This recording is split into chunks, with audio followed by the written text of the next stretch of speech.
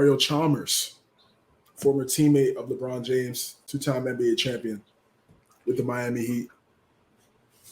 He's on a podcast, and these players now, the players have the podcast like us. They come on they come on podcasts and chop it up and talk about their past experiences playing with ex-player, going up against ex-player. And he made a statement talking about LeBron and saying no one fears LeBron James on the court. In comparison with Michael Jordan. In comparison to Jordan. So I want to start with you. Obviously, I will start with Michael here. Obviously, Michael's criticized LeBron every episode pretty much since I've joined MNC. So when you first heard this, man, were you like, yes, thank you, Mario? Been saying it all along. So, okay, go ahead. Hearing, because when I see that on Instagram, I think the clip on it, I was like, well, where did this even come from? But everyone always has the debate: who's the greater, Michael Jordan, LeBron James? And of course, the way Chalmers has taken it is everyone feared Michael Jordan because you didn't know what he was doing. He was coming at you, 2-dribble pull up. He's coming over and dunking on your face, or he's going to come over here, 2 dribbles to the left, push off with that other hand, cross back over to the free throw line, jumper. You just did not know, or even put you on the post and do a fadeaway on you. Did not know what to expect. And he kind of went on and talked about with LeBron, like 2 dribbles, or if he goes to the left, he's dishing it. If he goes to the right, he'll drive. Kind of like what I always say about James Harden, but vice versa because he's left-handed. And just basically was saying that nobody fears LeBron because you know what he's going to do. It's tough for me to say that nobody fears LeBron in the fact that LeBron has been there for so many years in a row. If it's from the East, if it's from the West, he's made it to the championship.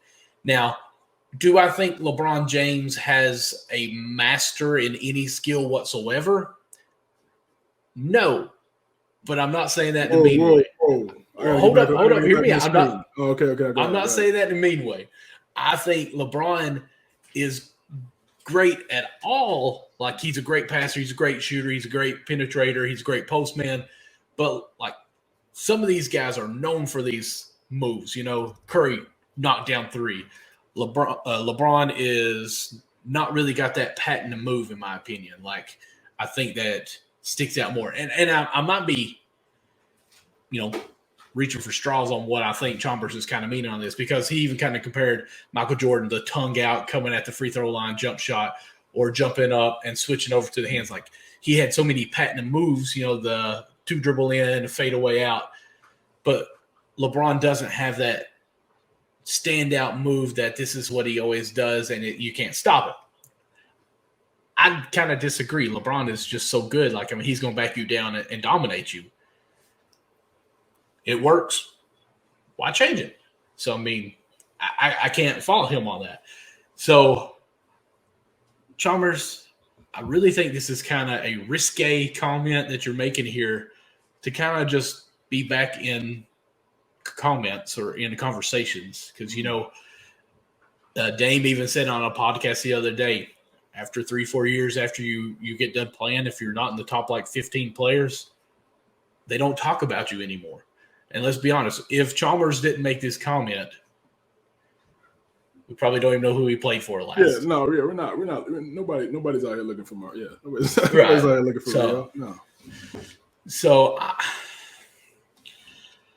it's tough to say that nobody feared LeBron James, but I think it was easier to have a defensive scheme against LeBron than Michael.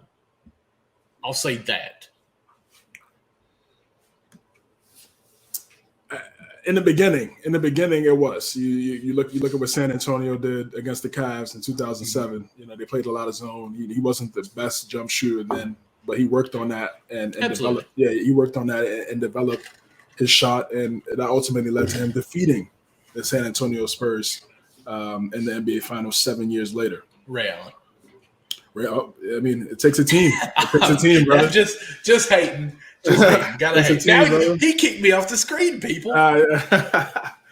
So I completely disagree with Chalmers' statement, because as great as LeBron is, you just look at how many players and teams he's eliminated from the playoffs en route to 8 straight finals.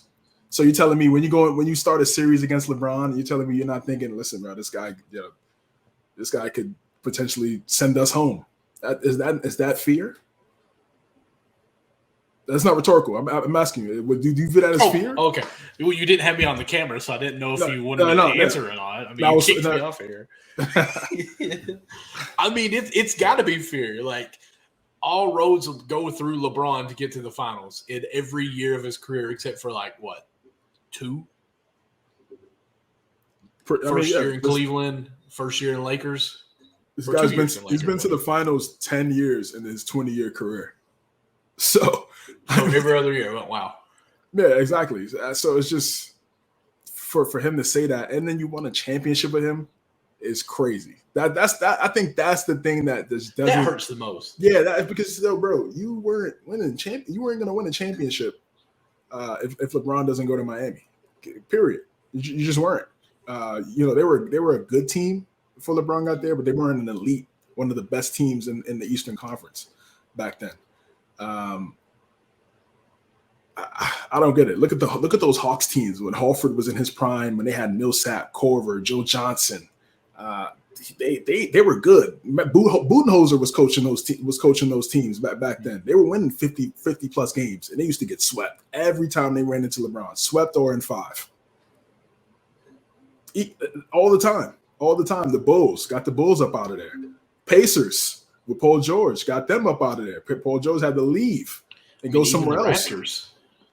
Exactly, and the Raptors to the point where they traded DeRozan to bring in Kawhi because they couldn't stop him. Ultimately, we know LeBron left the East by then, but they was like, listen, we can't. We need somebody else. This duo is not going to get past LeBron, and it always happened. Every time they went up against Toronto, we always knew what the outcome was. Even when they had that subpar roster around LeBron in 2018.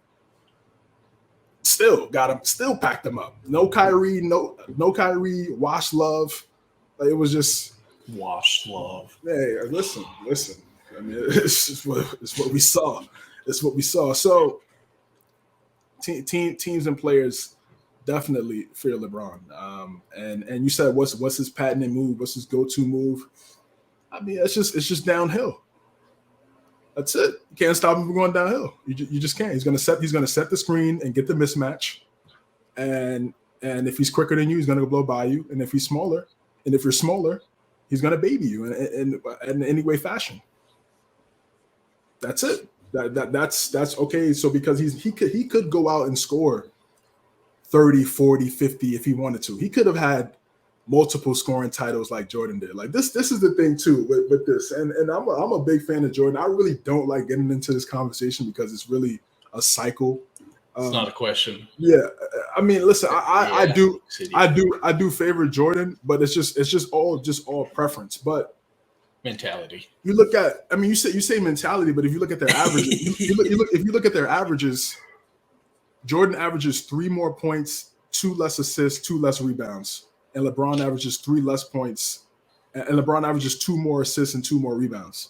27, 7, and 7 versus 35 and 5. So it's like, what do we like? Every time I see it, I'm just like, what are we really arguing about? It's just, all that shows me is like, if Jordan wanted to, get more assists, he could have, and if LeBron wanted to score more points, he could have. Like that's all that shows me. So it's a pointless argument. Between LeBron and Jordan. I mean, just take whoever you want, and that's it. You're going to be successful. You're going to win a championship regardless of who you pick. Okay, one has 2 more than the other. Okay, cool. But they're still the greatest of their era. Period. There's no doubt about it. So it's just a pointless discussion, man. Teams definitely fear LeBron. Look at all the teams he's eliminated in his career. You don't think these scouts and assistant coaches are up trying to find ways to stop LeBron and win series, and even if they think they have the formula, they still can't stop it. I'll even go as far as adding to you that some players left the West and went out east when LeBron went west. You know, like we had a big movement on that. And that's because they didn't want to go through LeBron. Now, I will say this. I'll be on the other side here. Do you think that Chalmers has an argument for the fact that there's always those other superstars that are teaming up with LeBron wherever he goes? As like, we don't fear him so much because he has to have this with. Now, I'm not saying that's what I'm saying. I'm just, do you think that that might be something that he's going at it? It just doesn't make sense. You need a team to win a championship. One man can't win a championship by himself. It's 10 players on the court every possession. It's just one. You need great players. Every single Hall of Famer had multiple, one or more Hall of Famers next to them en route to their championships. Like, why did we just not talk about that, bro? Like, Bird had Parrish and McHale. Magic had Kareem and James Worthy. LeBron had Wade, AD, Kyrie. He had Hall of Fame guys. You need Hall of Fame guys, don't it? right? But because he switched teams, Like, you know, him and Kyrie didn't go to the same team every single time. But okay, if I'm gonna switch teams, yeah, I'm gonna need another great player next to me if you want to win a championship. That's just the formula of winning. Because we saw when he didn't have another all-star or great player next to him, he lost. 2018, Cavs, 07, Cavs. Yeah, of course. Did he fold against Dallas? No question. Never. To this day, I've never seen LeBron average 17. It was crazy. I couldn't believe it. But that's okay. That happened. Cool. But you still need talent around great players to win a championship. Look at all the top teams in the NBA right now. They got one or two guys or three that could get to it. It's just what it is. So that argument, it just doesn't make sense when the person that makes that argument already knows what it takes to win a championship. They just don't like LeBron, so they eliminate that logic to make their case because of how they feel about LeBron. And to me, that's lazy basketball analysis.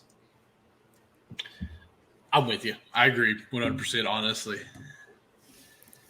LeBron, you're good. You're good. But if I was on the NBA team, I wouldn't fear you. I mean, he says, okay. And I'm not saying like, I'm not saying they're getting up like, oh my God, you know, this guy, LeBron. So these guys, they all have confidence. Every single one of the players in the NBA, they have confidence. As they should.